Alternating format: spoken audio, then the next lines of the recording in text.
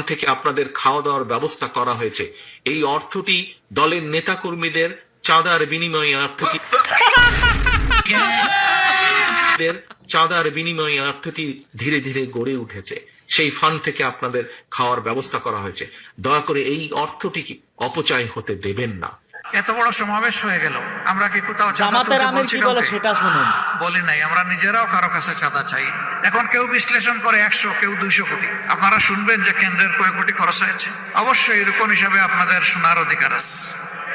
এরকম একটা সমাবেশ হলে 200 কোটি টাকা তো হিসাব করতে হবে। এখানে যদি আমরা ওই সমাবেশে বসতাম, বলতাম যে বিভিন্ন জায়গায় বাক্স রাখা আছে, যে যা পারেন দিয়ে যান, আমার ধারণা বাক্সগুলা সংকুলান হতো না। বড় বড় ব্যবসায়ীরা আমাদের কাছে টাকার বস্তা নিয়ে এসেছে 5 তারিখের পরে, যারা এতদিন কেউ আমাদের নাম সহ্য করতে পারতো না, কেউ ওপেন প্লেসে গালিগালাজ করেছে, কেউ স্বৈরাচারকে সরাসরি সহযোগিতা করেছে, তারাও কেউ কেউ এসেছে বিভিন্ন